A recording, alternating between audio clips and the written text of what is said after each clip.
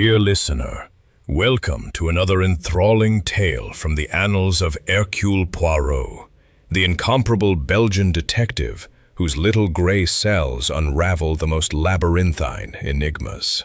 Tonight, we venture into the shadowed halls of Blackthorn Manor, a venerable estate nestled in the fog-shrouded moors of Devonshire, where the ancient curse of the Blackthorns whispers through the creaking timbers and ivy-cloaked walls. It is the late 1920s, an era of jazz and jittery sophistication. Yet here, in this isolated domain, the past clings like a spectral mist. Picture, if you will, the manor on a tempestuous evening. Rain lashes against leaded panes, the wind howls as if summoning long-buried secrets, and a pall of foreboding envelops the grounds. Legends speak of a curse upon the Blackthorn lineage, dooming each heir to an untimely demise amid misfortune and malice. Our story commences with Sir Reginald Blackthorn, a stern, retired colonel of imperial campaigns, whose iron will masks a fragile mortality. Little does he suspect that death lurks not in ethereal curses, but in the poisoned chalice of human avarice. We invite you, esteemed listener, to immerse yourself in this mystery. Dim the lights, pour a cup of tea, or perhaps something stronger, and join Hercule Poirot as he confronts the curse of Blackthorn Manor. Should you discern the culprit before the denouement, do share your deductions with fellow aficionados. And now, without further ado, let the tale unfold. Chapter 1. The Summons to Blackthorn. In the gloaming of an autumnal dusk, Hercule Poirot alighted from the clattering train at the desolate platform of Thornbridge Station. A speck of civilization nestled amidst the wild, fog-shrouded moors of Devonshire. The late 1920s had draped the world in a veneer of modernity, yet here, in this remote corner of England, time seemed arrested, as though the very air resisted the encroachments of progress. The atmosphere was heavy with the scent of damp earth and decaying leaves, a pungent reminder of glimpsed in the witching hours. "Monsieur Poirot," it concluded, "your expertise is my last bastion against this infernal menace." To Poirot, such talk of curses was but a theatrical veil draped over human machinations. "The heart of man," he mused aloud to the empty platform, his voice a soft cadence tinged with a Belgian lilt, "is ever more perilous than phantoms." As he stood, a solitary figure silhouetted against the gathering dusk, a chauffeur-driven motor car emerged from the mist, its headlamps casting eerie beams through the swirling fog. The journey to Blackthorn Manor was a winding descent into an otherworldly realm. The narrow lanes, bordered by gnarled hedgerows and ancient oaks, seemed to constrict under the weight of an impending storm.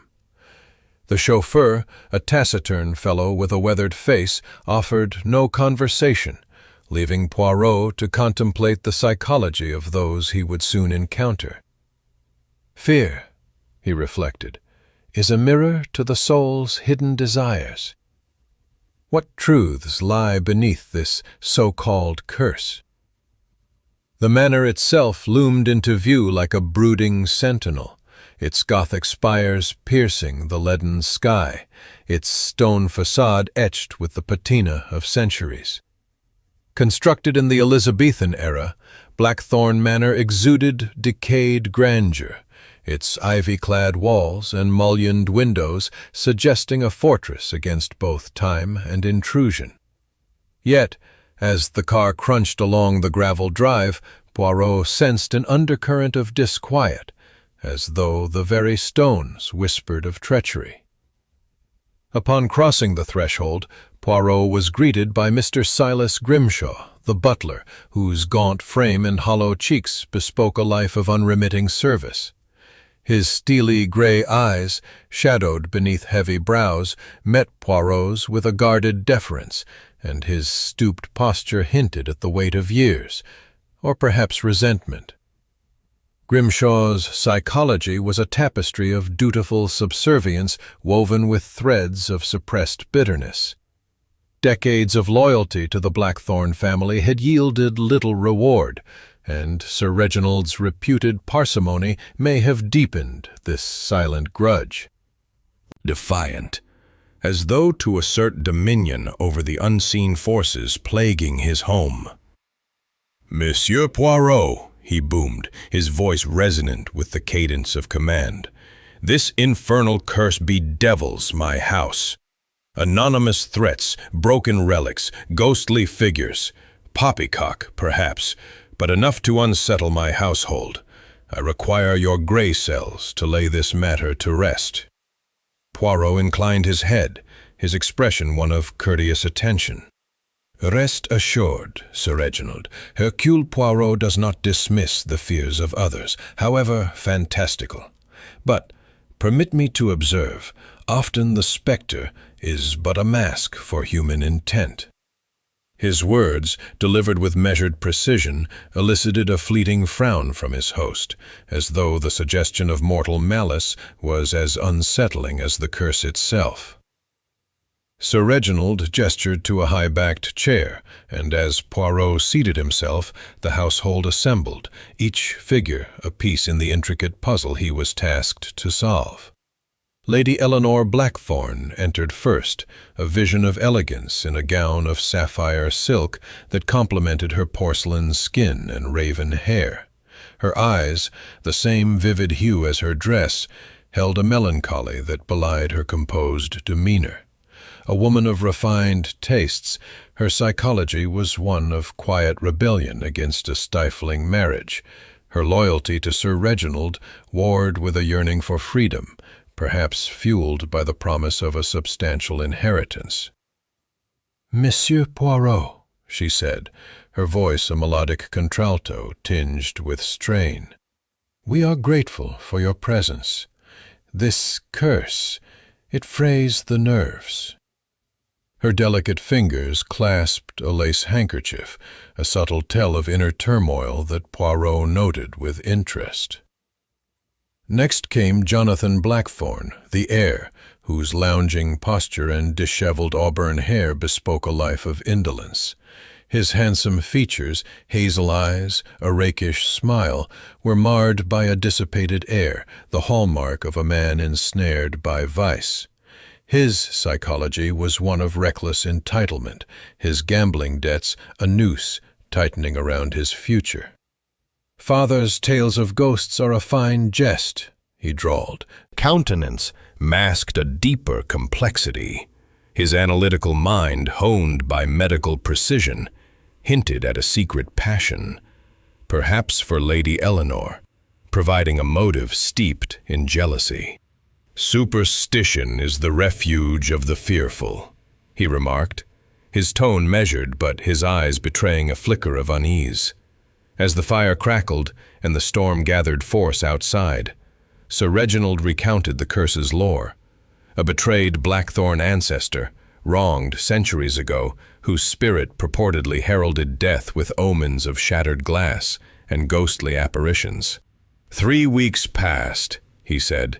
A priceless vase was found in pieces, and last night a figure in white was seen by the lake. His voice, though steady, carried a tremor that spoke of a man wrestling with doubt. Poirot listened, his mind cataloging each detail. The anonymous letters, penned in a disguised hand, the broken heirlooms, suggesting deliberate sabotage, and the spectral figure, a theatrical flourish to stoke fear. The room grew silent, save for the howling wind, and Poirot's gaze swept over the assembled company. Each face, etched with its own burdens, was a canvas of motives and misdirection.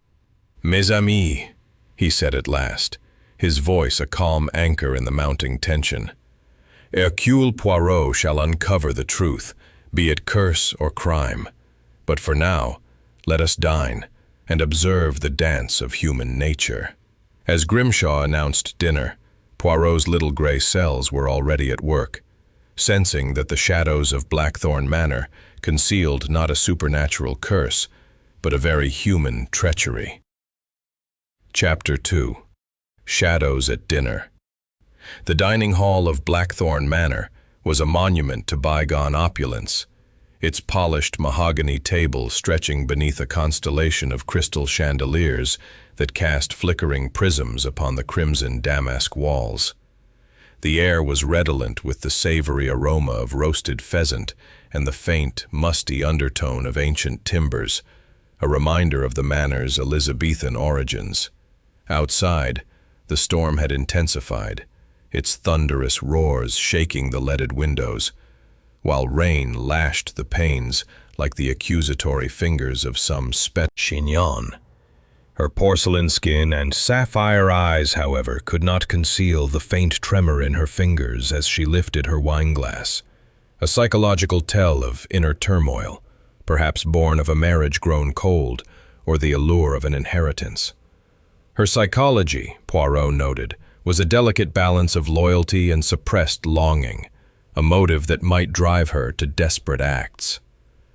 Jonathan Blackthorn, the profligate heir, lounged opposite, his auburn hair tousled and his cravat askew, as though he had stumbled from a gaming table rather than prepared for dinner. His hazel eyes glinted with a cynical amusement, but Poirot observed the pallor beneath his dissipated charm, a sign of a psyche fractured by financial ruin. "Father," Jonathan drawled, swirling his claret with a careless air, "perhaps the ghost seeks repayment for your miserly ways." His laughter rang hollow, a red herring that misdirected suspicion toward familial discord. Yet Poirot noted the nervous twitch of his lips, suggesting a deeper motive tied to gambling debts and the promise of his father's fortune. Miss Victoria Hale, the orphaned niece, sat with demure grace, her flaxen curls catching the candlelight, and her emerald eyes lowered in apparent modesty. Yet Poirot, ever attuned to the nuances of human behavior, detected a flicker of satisfaction in her gaze when Sir Reginald mentioned the curse. Her psychology was a complex weave of feigned innocence and calculated resentment, her disinheritance in favor of Jonathan fueling a motive of vengeful retribution. "Uncle," she murmured, her voice soft as a sigh. "Such tales unsettle the soul." The words were innocuous, but her fleeting glance toward Jonathan hinted at a deeper enmity, a psychological clue that Poirot stored in his mental dossier. Dr. Archibald Thorne, the family physician, completed the party, his scholarly demeanor accentuated by wire-rimmed spectacles and salt-and-pepper hair. His thoughtful countenance suggested a man of reason, yet Poirot noted the subtle intensity in his gaze when it lingered on Lady Eleanor, a clue to a clandestine passion that might harbor a motive of jealousy or forbidden love. "Superstition breeds hysteria," Thorne remarked. His hands were steady, but his averted gaze suggested a reluctance to meet Poirot's scrutiny, a psychological red herring that warranted further investigation.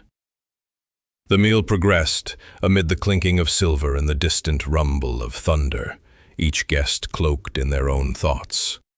Sir Reginald, seeking to dispel the pall, raised his glass. "To Blackthorn Manor," he declared, "and to banishing its shadows." The toast was met with murmurs of assent, but Poirot noted the lack of conviction in their voices. Lady Eleanor's smile was strained, Jonathan's toast perfunctory, and Miss Victoria's expression inscrutable.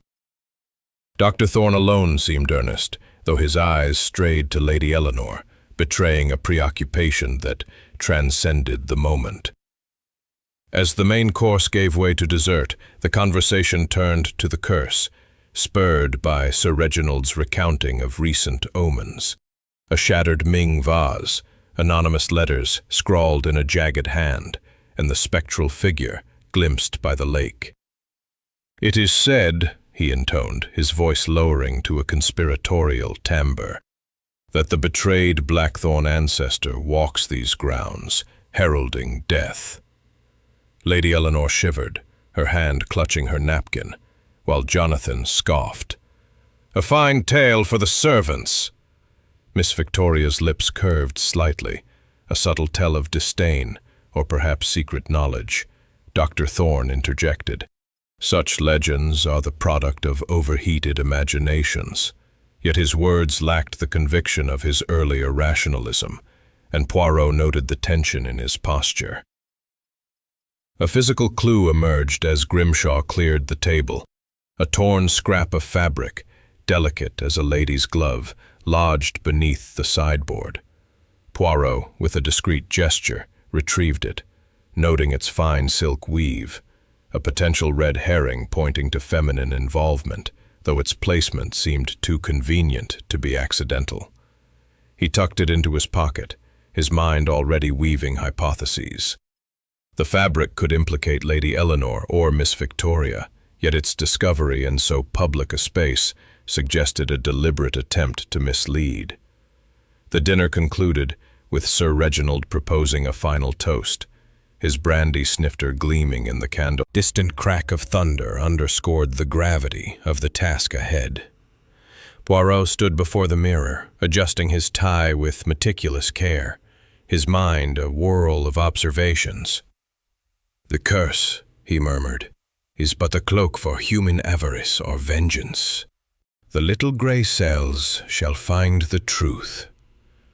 The scrap of fabric, the nervous glances, the veiled hostilities, all were clues to a puzzle that grew more intricate with each passing moment. The night, he sensed, would bring not resolution, but revelation, as the shadows of Blackthorn Manor deepened. Chapter 3. The Fatal Nightcap. In the witching hour, as the storm over Blackthorn Manor reached a crescendo of primal fury, the ancient house seemed to groan under the weight of its own secrets. The wind howled like a banshee, rattling the leaded windows, while torrents of rain drummed a relentless tattoo upon the slate roof.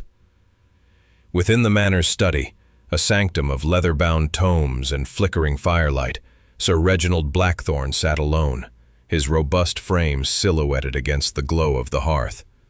The room was a bastion of masculine authority, its oak-paneled walls adorned with ancestral portraits and campaign relics, yet the atmosphere was oppressive, as though the shadows themselves conspired to suffocate the light.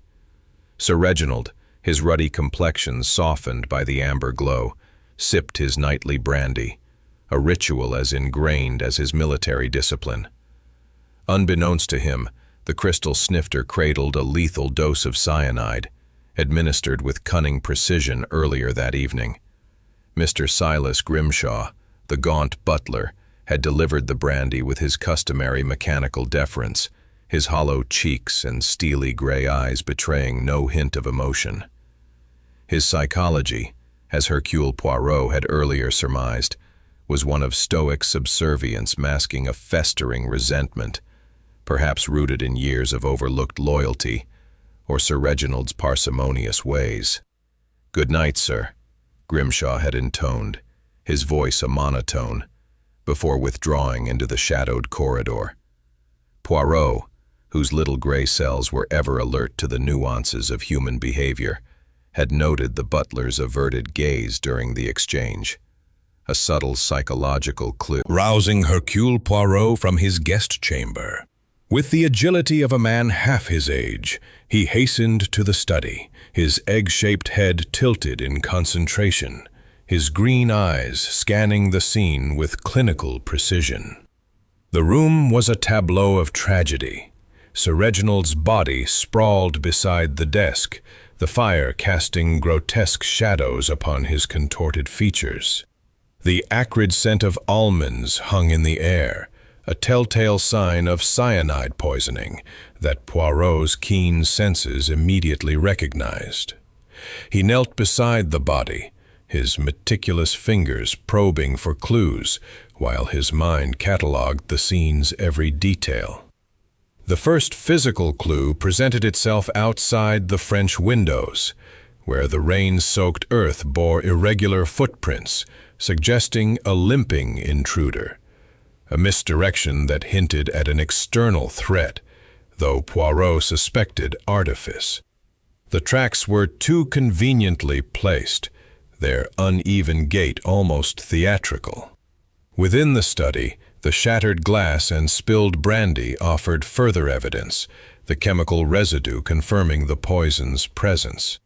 The cryptic note, scrawled in a jagged hand, was a psychological clue, its vague menace suggesting a motive tied to historical grievances. Poirot tucked it into his pocket, his mind already weaving hypotheses. The household gathered, drawn by the clamor, their faces a gallery of shock and suspicion. Lady Eleanor Blackthorn, her sapphire eyes wide with horror, clutched a shawl about her slender frame, her porcelain skin paler than ever. Her feigned swoon, collapsing into a chair, was a performance that Poirot noted with interest. Her psychology, torn between loyalty and liberation, suggested a motive of inheritance or escape from a tyrannical marriage. "Reginald! Oh, heavens!" she whispered, though her trembling hands seemed more theatrical than genuine. Jonathan Blackthorn, the heir, stood pallid and disheveled, his hazel eyes darting nervously. His shock, Poirot observed, was tinged with a flicker of relief, a psychological clue to his financial desperation, as his father's death would unlock a fortune to settle his gambling debts. Poirot noted a fleeting glance toward Lady Eleanor, a clue to a clandestine passion that might harbor a motive of jealousy. His calm efficiency served as a red herring, diverting suspicion toward his medical expertise rather than personal entanglements. Mr. Grimshaw lingered at the periphery, his gaunt frame almost spectral in the firelight. His impassive service continued as he fetched water for Lady Eleanor. But Poirot detected a rigidity in his posture, a psychological clue to suppressed emotion, perhaps guilt, perhaps fear. His alibi of tending to kitchen duties during the fatal hour would later prove inconsistent, a timeline discrepancy that Poirot filed away for scrutiny. As the local constable arrived, a bumbling figure outmatched by the gravity of the crime, Poirot assumed command with quiet authority. "Mes amis," he declared, his Belgian accent lending a calm authority to the chaos. "This is no curse, but murder most deliberate. The little gray cells of Hercule Poirot shall uncover the truth." He directed the constable to secure the scene, his mind already dissecting the clues. The footprints, suggesting an outsider but likely staged. The note, a theatrical flourish to evoke the curse. And the cyanide, accessible in the manor's greenhouse, pointing to an insider's hand. The household dispersed, their alibis fragile as the storm's fleeting lulls. Lady Eleanor retired, supported by Dr. Thorne, whose solicitude raised Poirot's suspicions. Jonathan lingered, his gaze fixed on the spilled brandy, as though calculating its implications. Miss Victoria withdrew with a murmured condolence, her composure unshaken. Grimshaw resumed his duties, his silence a wall against inquiry. Poirot remained in the study, the fire's dying embers casting long shadows. He paced, his hands clasped behind his back, his mustache twitching as his gray cells churned. The footprints, the note, the poison, all were threads in a tapestry of deception. "The past returns," he mused, repeating the note's words.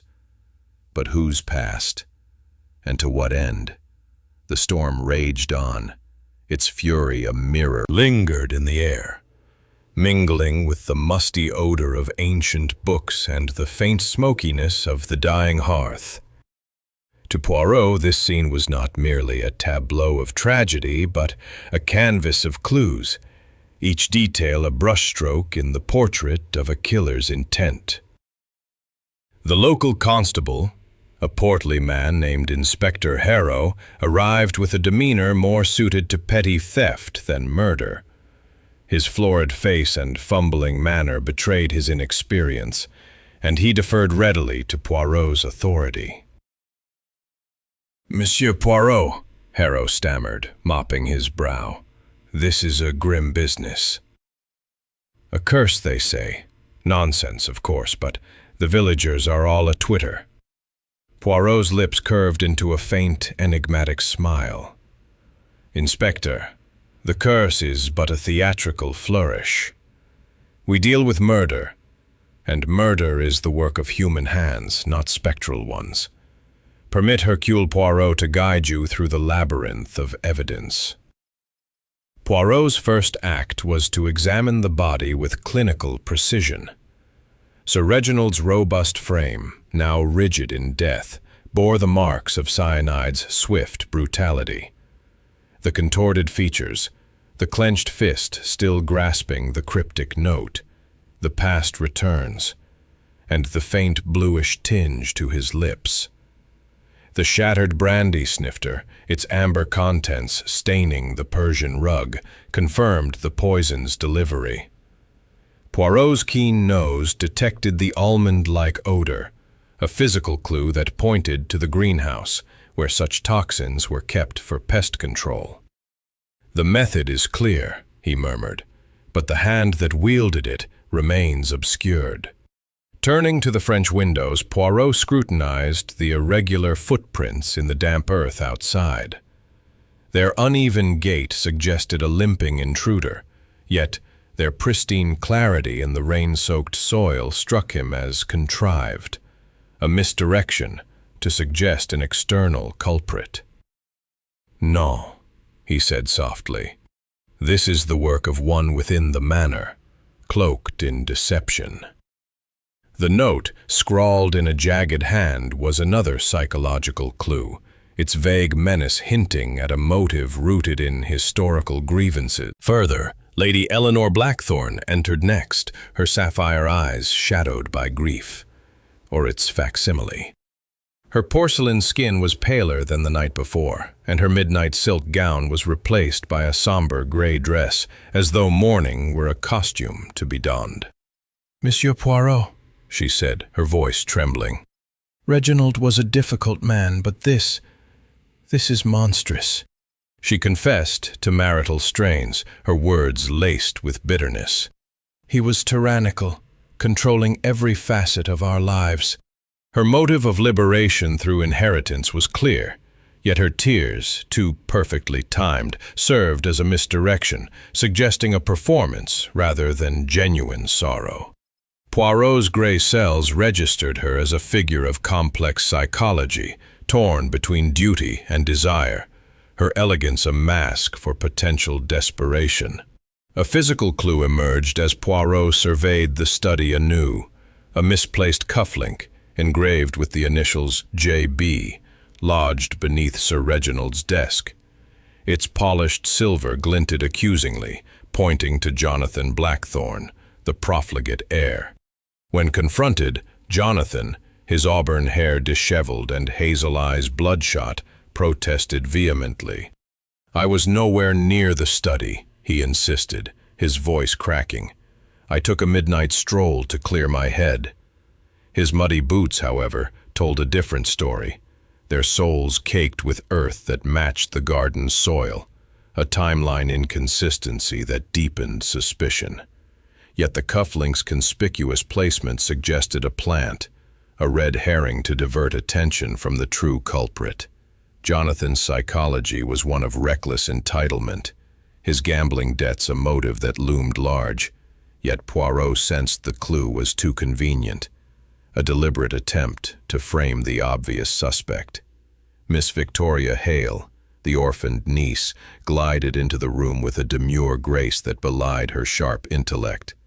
Her flaxen curls framed a delicate face, and her emerald eyes held a quiet intensity that Poirot found intriguing. "This tragedy is a blow to us all," she murmured, her voice soft but steady.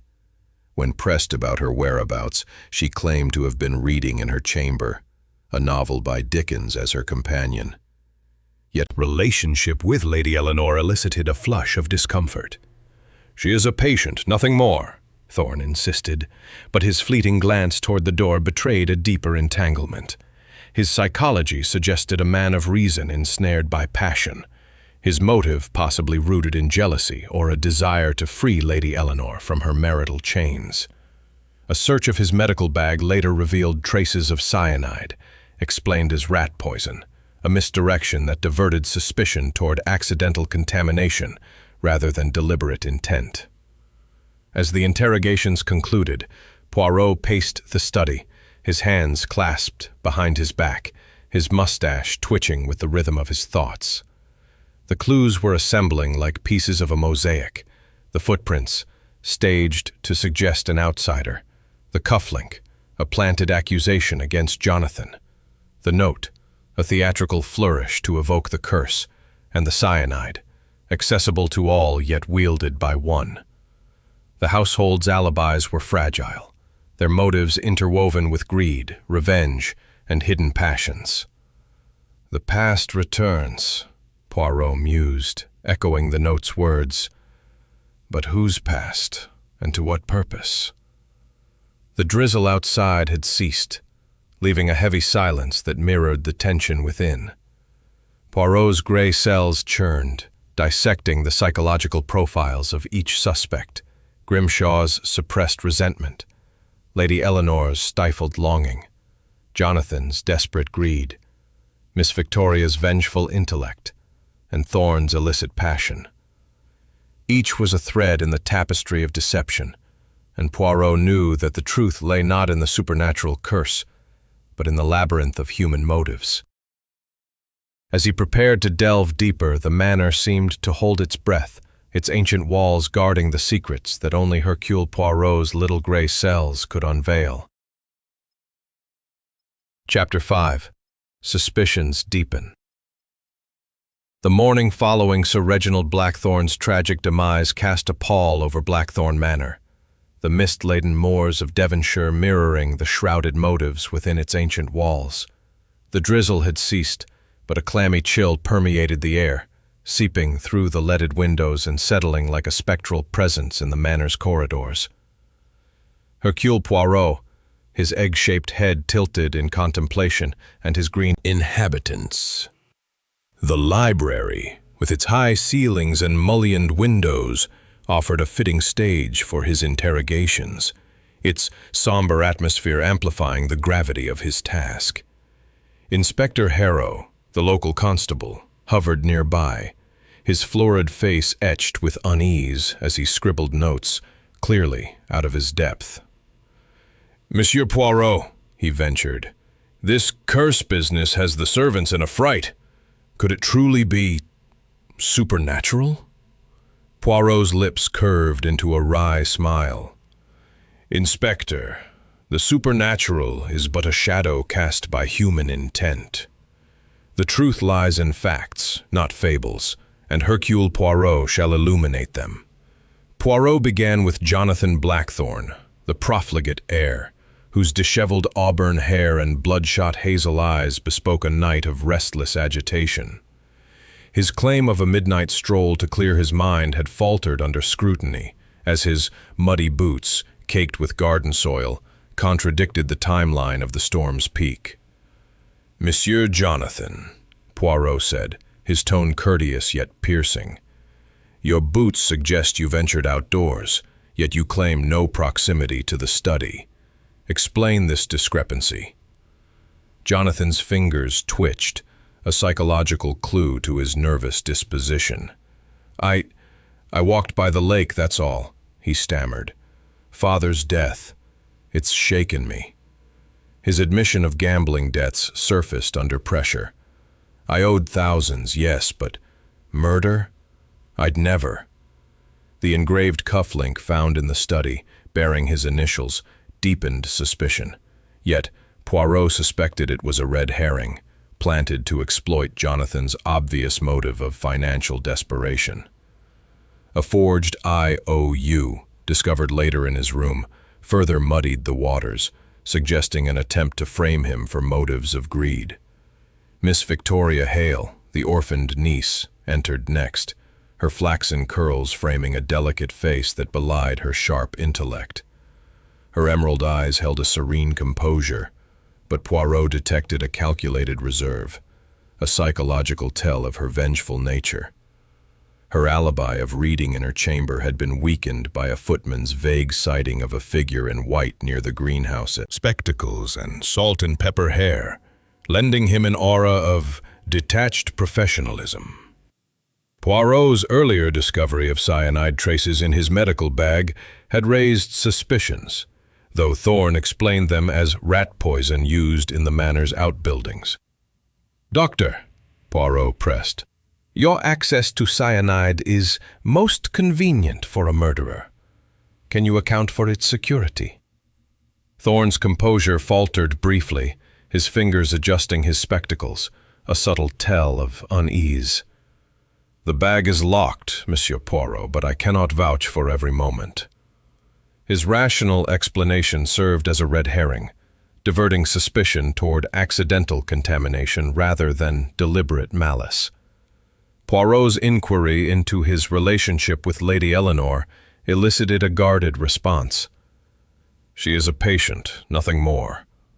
Yet a fleeting glance toward the door hinted at a deeper entanglement, a psychological clue to a motive possibly rooted in illicit passion or jealousy. Lady Eleanor Blackthorn, summoned next, glided into the library with an air of fragile elegance, her sapphire eyes shadowed by grief or its artful imitation. Her gray mourning dress accentuated her porcelain skin, but Poirot noted the tremor in her hands, a psychological sign of inner turmoil. "Monsieur Poirot," she said, her voice a tremulous whisper, "this tragedy has broken my heart." Her confession of marital discord was candid. Reginald was a tyrant, controlling my every move. I longed for freedom. Her motive of liberation through inheritance was evident, yet her tears, too perfectly timed, suggested a performance designed to deflect suspicion. Poirot recalled the clandestine note passed to her by Dr. Thorne at dinner, a misdirection implying medical counsel but hinting at a romantic liaison that could complicate her motives. Mr. Silas Grimshaw, the butler, was the final subject, his gaunt frame and hollow cheeks lending him a ghostly presence in the library's dim light. His claim of kitchen duties during the fatal hour had been undermined by a maid's testimony, placing him near the study's corridor. "Monsieur Grimshaw," Poirot said, his tone sharp, "your absence from the kitchen is curious. Where were you when Sir Reginald met his end?" Theatrical grief, and Grimshaw's suppressed resentment. A new clue emerged during a search of the study. A faint smudge of greenhouse soil on the rug, suggesting the killer's access to the poison's source.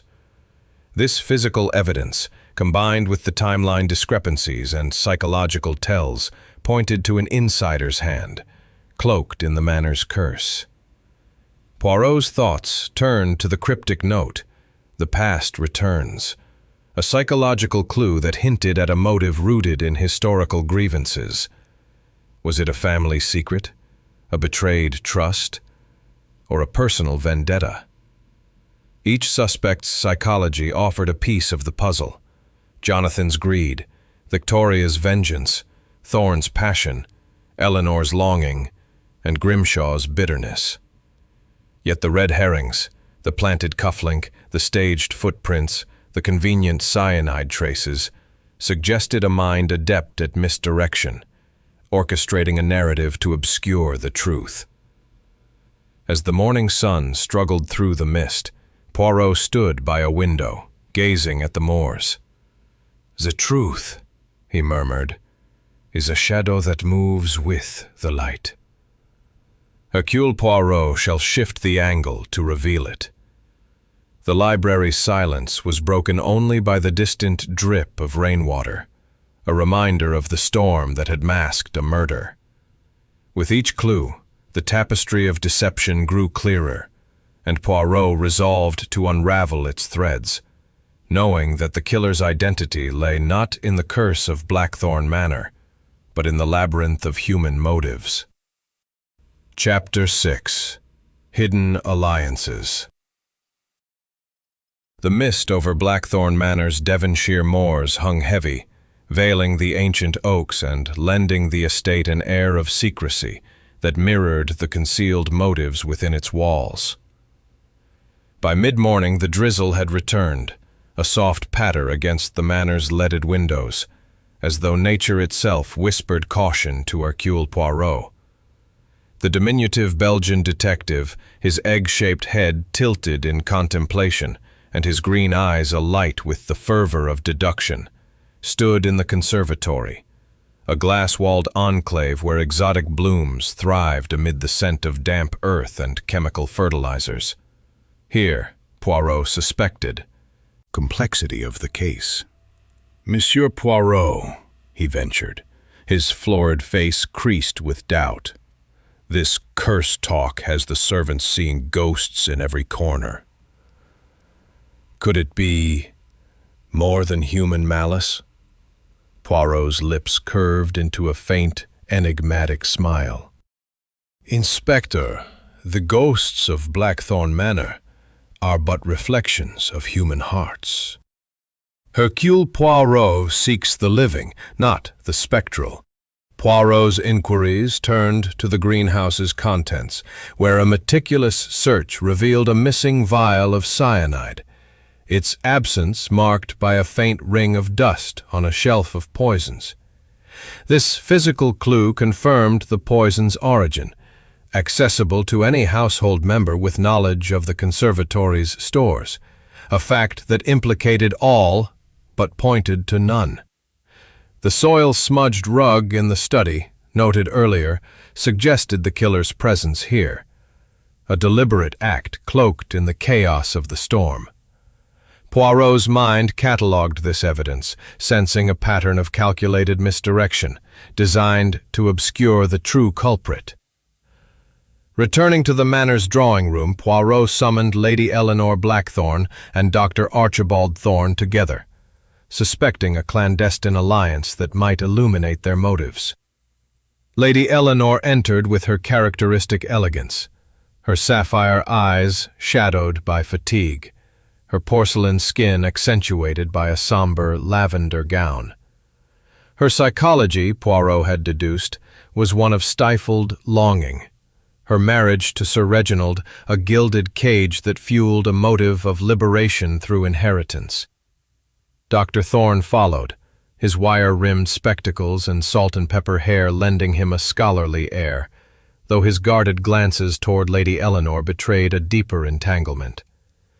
His motive, Poirot surmised, might stem from a forbidden passion, a desire to free her from marital tyranny.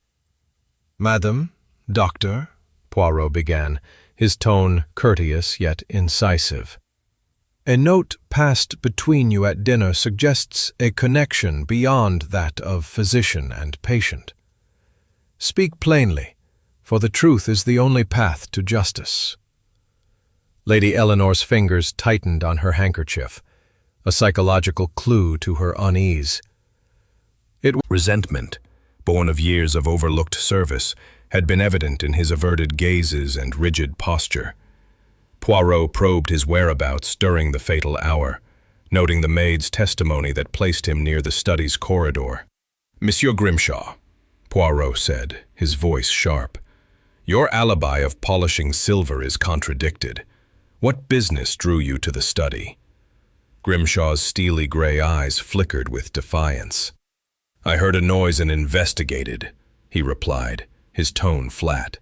Yet a search of his quarters revealed a hidden letter, penned years ago by a dismissed relative, a cousin wronged by Sir Reginald's harsh judgment.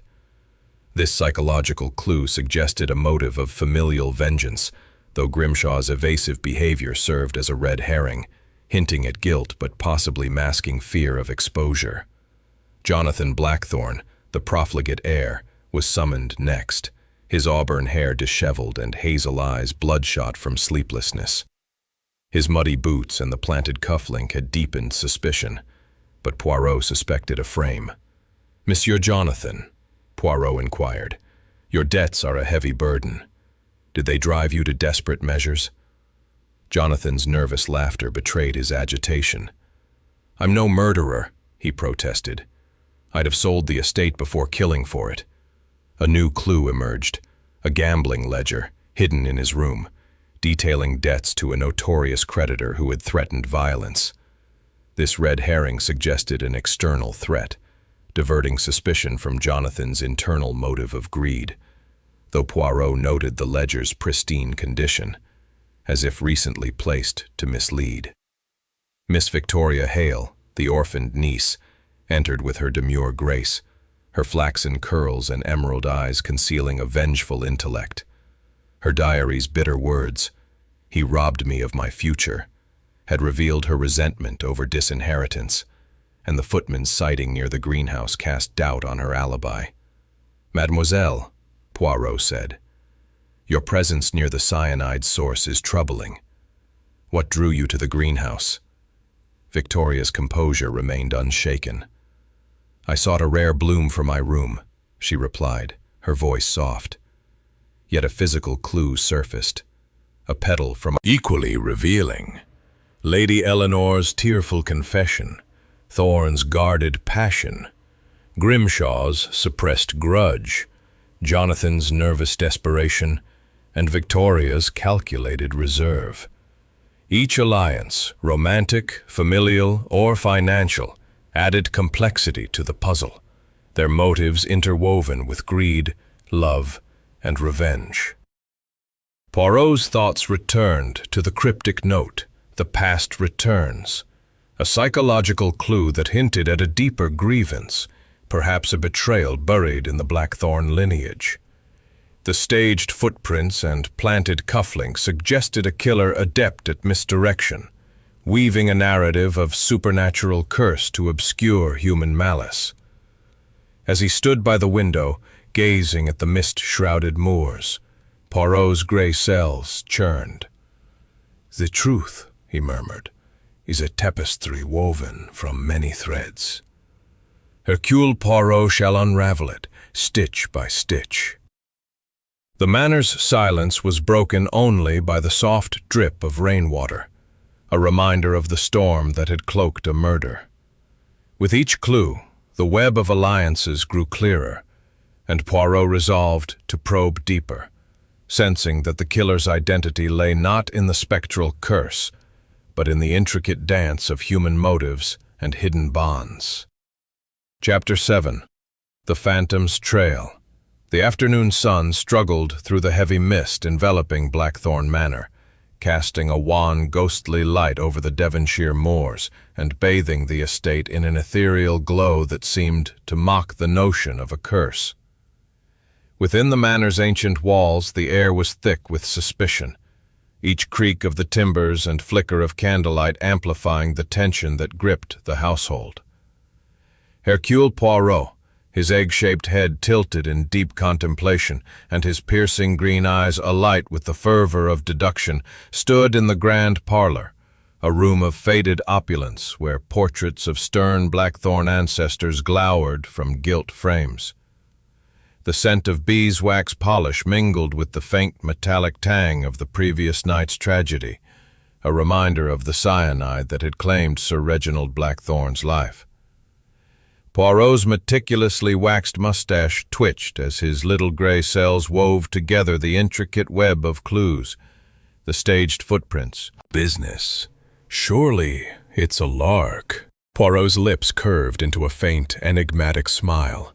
"Inspector, the human psyche reveals itself under pressure. Hercule Poirot uses the theatrical to uncover the real true." The household assembled, their faces etched with varying degrees of apprehension and disdain.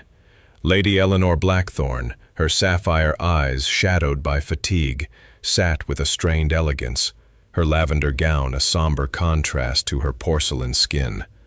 Her psychology, Poirot noted, was one of stifled longing, her confessed liaison with Dr. Thorne suggesting a motive of liberation through murder. Dr. Archibald Thorne, his wire-rimmed spectacles glinting in the candlelight, maintained a scholarly composure, though his fleeting glances toward Lady Eleanor betrayed a deeper passion.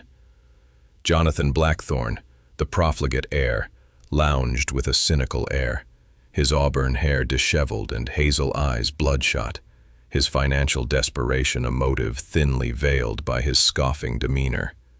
Miss Victoria Hale, the orphaned niece, sat with demure grace, her flaxen curls framing a face of serene detachment, her emerald eyes concealing a vengeful intellect honed by disinheritance.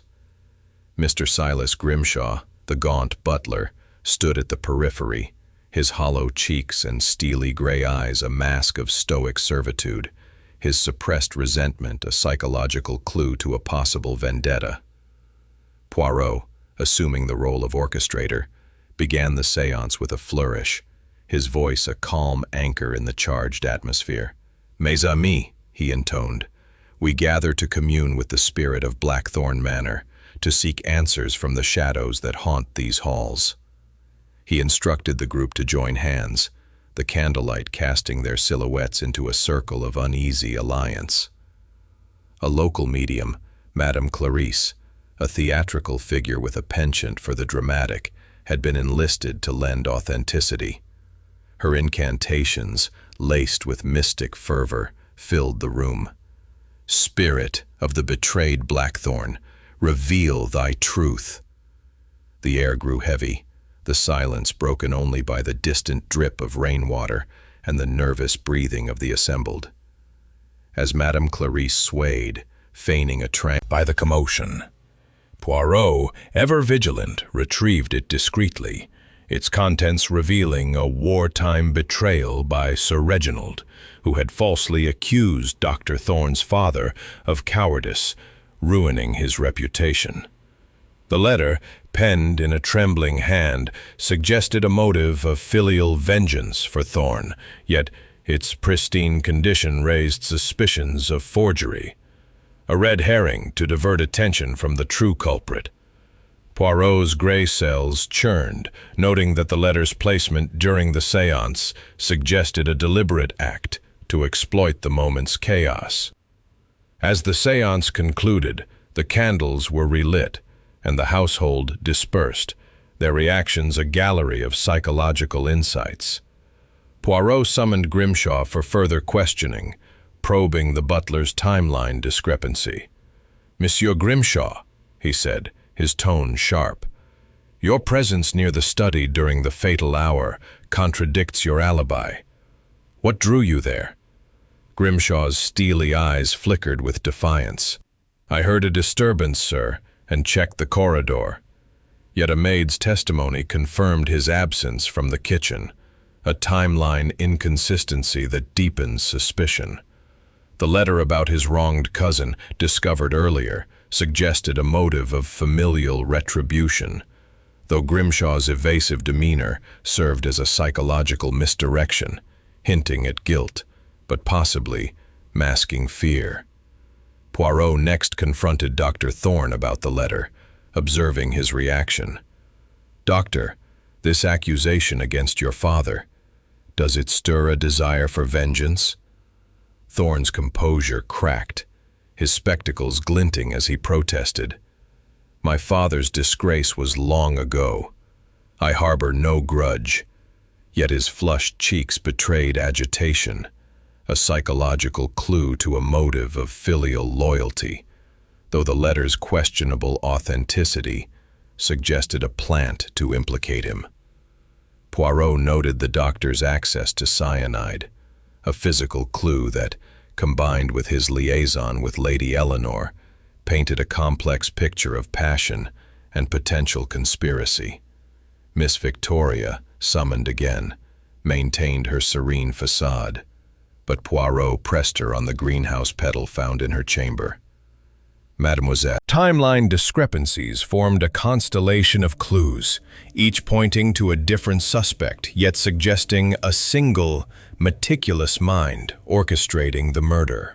The psychological undercurrents, greed, love, vengeance, and resentment, wove a tapestry of motives, each thread a potential path to the truth.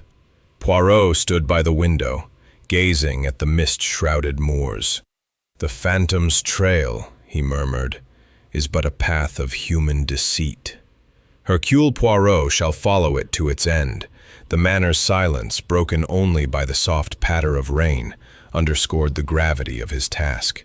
With each clue, the web of deception grew clearer, and Poirot resolved to unravel its final threads, knowing that the killer's identity lay not in the spectral curse, but in the intricate interplay of human motives and hidden alliances. Chapter 8.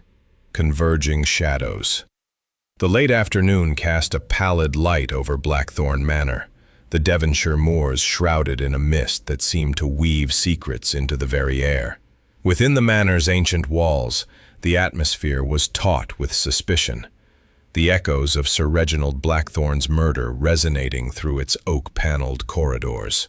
Hercule Poirot, his egg-shaped head tilted in contemplation and his green eyes gleaming with intellectual intensity, stood in the grand library, its towering bookshelves and faded tapestries a fitting backdrop for the unraveling of a complex mystery. The scent of aged leather and wax polish mingled with the faint chemical trace of cyanide, a lingering reminder of the crime that had shattered the household's veneer of propriety. Poirot's meticulously waxed mustache twitched as his little gray cells synthesized the constellation of clues: the staged footprints, the planted cufflink, the missing cyanide vial, the forged letter, and the psychological intricacies of a family bound by hidden motives. The investigation had reached a critical juncture, where the threads of evidence were converging, each clue a step closer to unmasking the killer.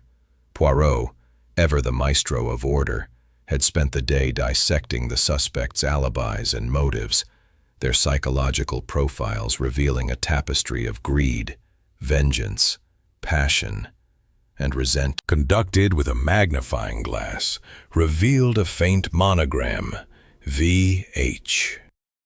This clue, aligning with Victoria Hale's initials, deepened suspicion, though Poirot suspected it was too obvious, another misdirection to obscure the true culprit.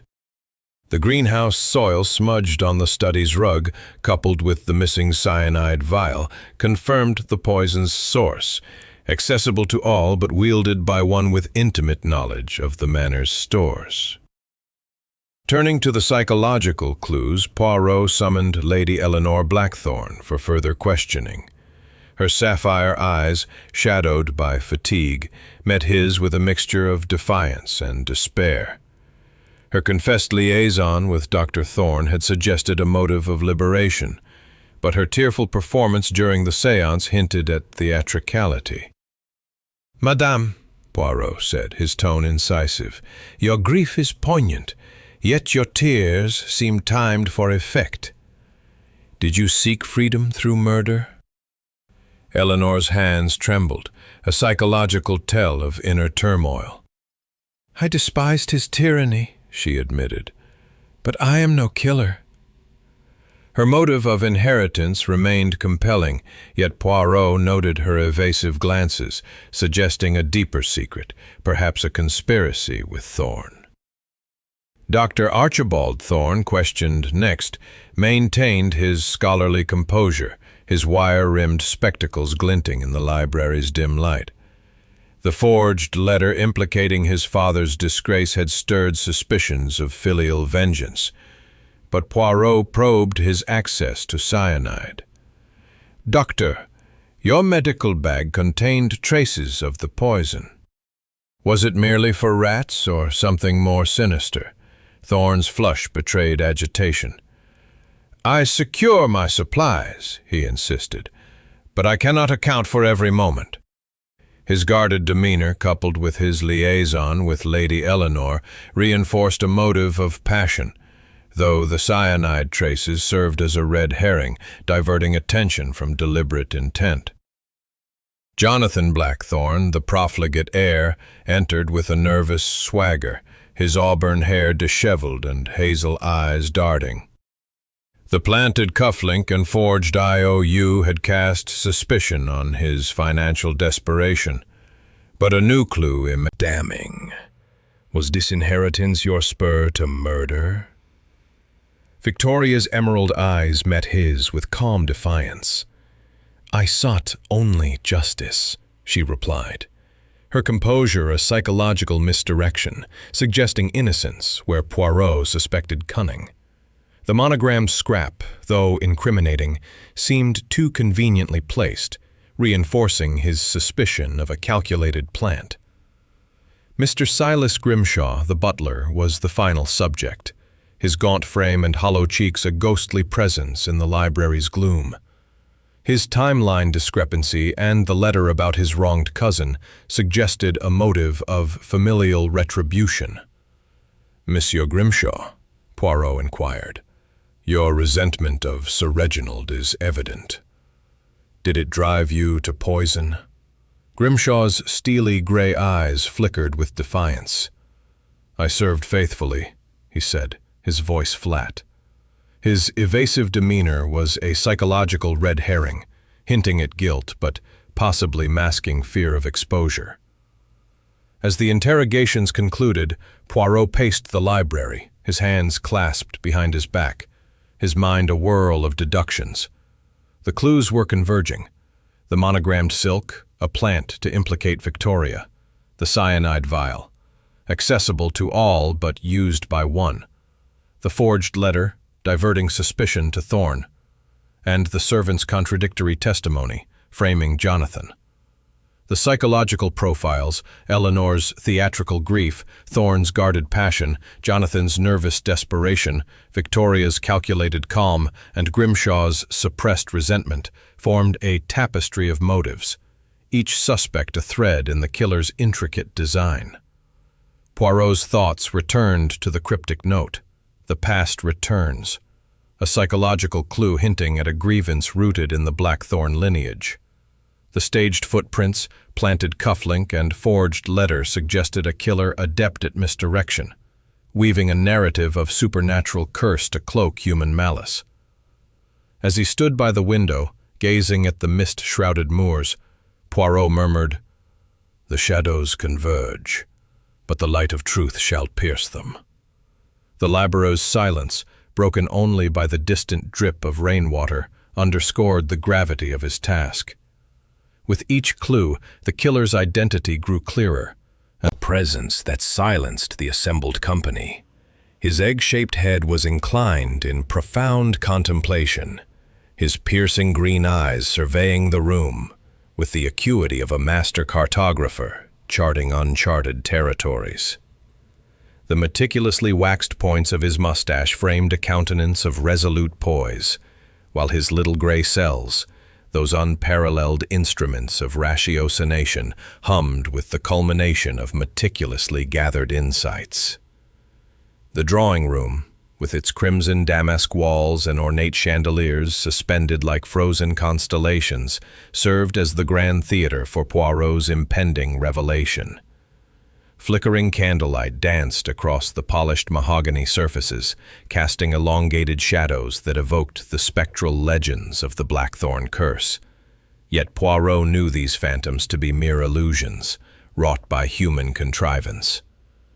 Inspector Harrow, the local constable, lingered at the periphery, his florid features etched with a mixture of trepidation and deference, his notebook poised like a talisman against the intellectual tempest about to erupt.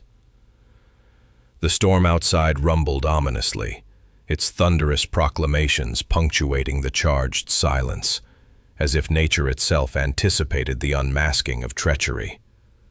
Poirot had convened the household with deliberate precision, dispatching notes that brooked no refusal. "Mes amis, the hour of truth approaches. Assemble in the drawing room at 7 o'clock sharp. Hercule Poirot demands your presence." The summons had elicited a spectrum of responses, each a subtle barometer of inner turmoil. Lady Eleanor Blackthorn arrived first, her sapphire eyes shadowed by an artful veil of melancholy, her porcelain complexion accentuated by a gown of deepest mourning velvet. Her psychology, a labyrinth of suppressed yearnings and performative sorrow, betrayed the conflict between her professed grief and the latent motive of emancipation from matrimonial fetters. Dr. Archibald Thorne accompanied her, his scholarly demeanor, wire-rimmed spectacles perched upon a thoughtful brow, salt and pepper hair neatly combed, masking the flicker of illicit ardor that bound him to her. His analytical mind, once a bastion of rationality, now quivered with the jeopardy of the room's edge, his gaunt silhouette and hollowed visage evoking a sepulchral sentinel. His steely gaze, tempered by decades of obsequious toil, veiled a cauldron of bitterness, his motive of long-simmering grudge against Sir Reginald's penurious tyranny, simmering beneath an impassive veneer. As the clock's chime resonated through the chamber, Poirot positioned himself before the grand mantelpiece, the fire's hearth aglow with embers that mirrored the conflagration of truths about to ignite.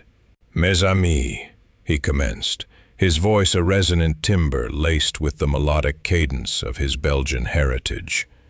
"We stand upon the precipice of revelation. The so-called curse of Blackthorn Manor, that pernicious spectre invoked to cloak malice in mysticism, is naught but a fabrication, a diaphanous veil woven from the threads of human frailty. Hercule Poirot has traversed the labyrinth of evidence, sifted the chaff of deception from the grain of veracity, and now, with the precision of a horologist, shall dismantle the machinery of this foul deed." The assembly shifted uneasily, the storm's growl underscoring Poirot's words like a celestial chorus. Lady Eleanor's fingers toyed with her lace handkerchief, a psychological tick betraying her apprehension. Jonathan's foot tapped an erratic rhythm, emblematic of his fractious psyche. Victoria's posture remained statuesque, her composure a bulwark against intrusion. Thorne adjusted his spectacles with feigned nonchalance, his scholarly poise fraying at the edges. Grimshaw's hands clasped behind his back, knuckles blanching with restrained fervor. Poirot paced with measured deliberation, his patent leather shoes whispering against the Aubusson carpet, each step a metronome to the unfolding exposition. "Consider, if you will, the tableau of the crime," Poirot continued, his gesture encompassing the room as if summoning the study itself. Sir Reginald, that paragon of martial rectitude, succumbs not to ethereal malediction, but to the insidious embrace of cyanide, adroitly introduced into his evening brandy. The physical paternal dishonor, a diversionary spectre. Monsieur Jonathan's febrile protestations, underpinned by ledgers of pecuniary peril, paint a portrait of desperation. Yet his alibi's dissolution under servile contradiction reveals not guilt, but victimization in a greater scheme. Poirot halted before Miss Victoria, his eyes locking upon hers with unyielding intensity. "And you, mademoiselle, your equanimity amid tumult, your penchant for nocturnal perambulations proximate to the venefic repository, these are not the hallmarks of happenstance, but of stratagem. The diary's vituperative effusions against disinheritance, the serious petal's telltale whisper, these threads converge upon a motive of reprisal, cloaked in the garb of ingenuousness." Victoria's emerald gaze faltered imperceptibly, a chink in her armor that Poirot's perspicacity seized upon. "Mais non," Poirot interjected, pivoting toward Grimshaw. The butler's taciturn vigil, his chronological lacunae, and the epistle chronicling kinly injustice, these bespeak a vendetta nurtured in the shadows of obeisance. Yet, mes amis, The concatenation of temporal incongruities, the provenance of the toxin, and the leitmotif of the enigmatic billet-doux, the past returns, illuminate a singular architect of this iniquity. The room hung suspended in anticipation.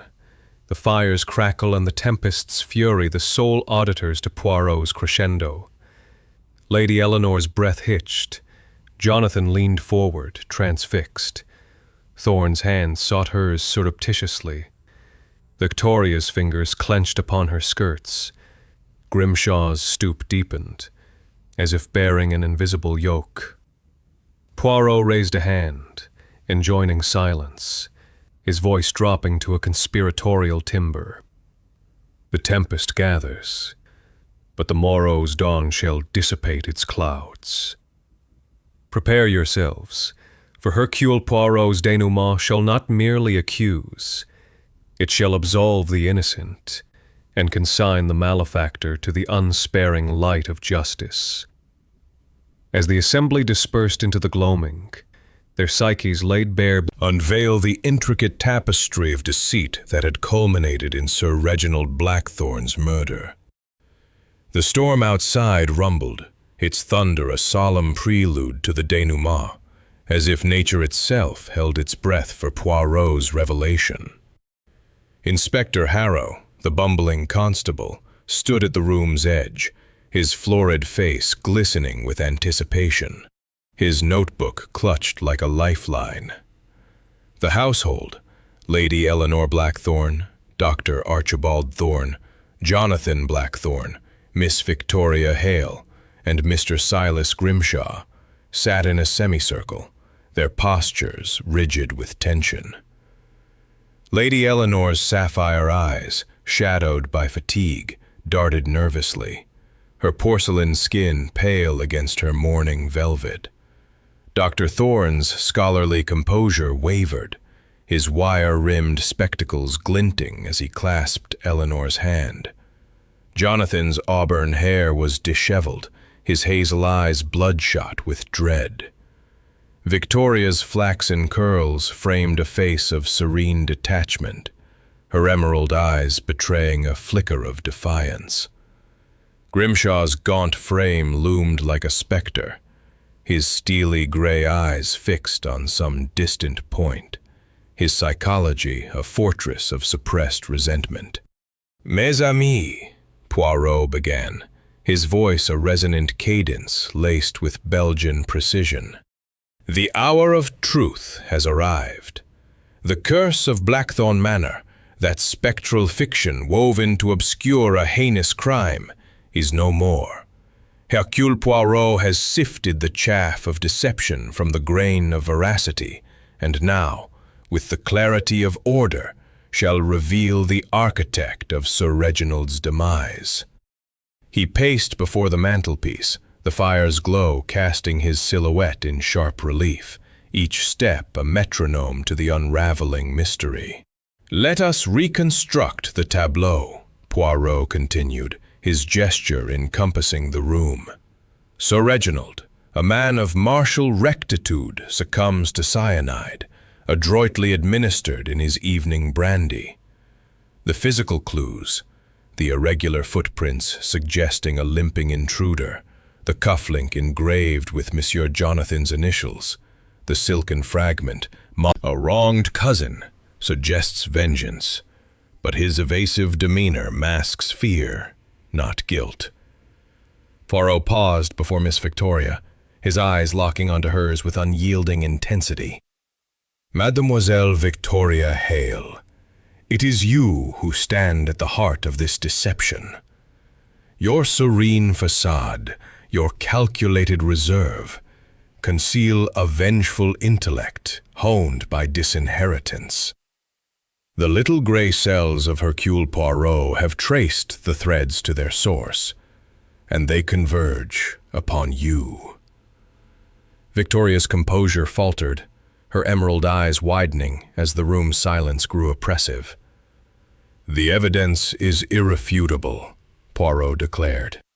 "The silken fragment, monogrammed with your initials, was no accident, but a deliberate plant to divert suspicion, its placement too precise for happenstance.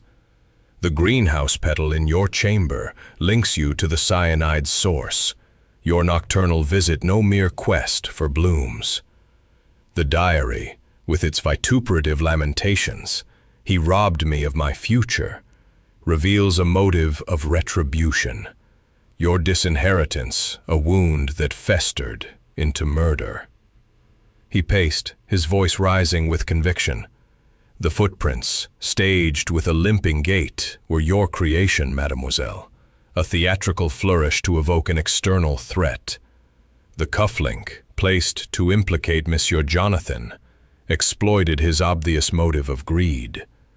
The forged letter, accusing Dr. Thorne's father, was your handiwork, a misdirection to entangle him in a false vendetta.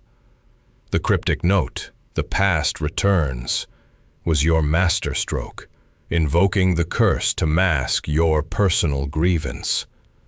The timeline betrays you. The footman's sighting near the greenhouse, your absence during the fatal hour, confirmed by the maid's testimony. Lady Eleanor gasped, her hand flying to her mouth. Jonathan leaned forward, his face ashen. Thorne's spectacles slipped, his scholarly facade crumbling. Grimshaw's stoic mask cracked, his eyes darting to Victoria. She remained still, her lips parting as if to protest, but Poirot raised a hand, silencing her. "You procured the cyanide from the greenhouse, mademoiselle. And herrings, exploiting the motives of others, Madame Eleanor's longing, Dr. Thorne's passion, Monsieur Jonathan's greed, Monsieur Grimshaw's resentment, to obscure her own. Yet the truth, like a star in the firmament, cannot be hidden from Hercule Poirot." Inspector Harrow stepped forward, his deference replaced by resolve. "Miss Hale, you'll come with me," he said, his voice firm as he signaled for a constable. Victoria rose, her head bowed, her flaxen curls framing a face now stripped of its serene mask. The household watched in stunned silence as she was led away, the storm's rumble fading into a mournful drizzle. Poirot bowed slightly, his green eyes sweeping the room. "Justice, mes amis, is the light that dispels the shadows. The little grey cells have triumphed once more." As the assembly dispersed, their psyches laid bare by the revelation, Poirot lingered by the hearth, its embers glowing like the embers of truth. The manor's silence, broken only by the soft patter of rain, marked the end of a deception that had masqueraded as a curse. The morrow would dawn clearer, the spectre of Blackthorn Manor banished by the relentless logic of Hercule Poirot. A haunting orchestral melody fading into the patter of rain, signaling the end of the tale. Dear listener, thus concludes the mystery of Blackthorn Manor. We thank you for joining Hercule Poirot in this labyrinth of deceit, and we invite your reflections on the twists and turns of human nature. Until our next tale, may your own grey cells remain ever vigilant.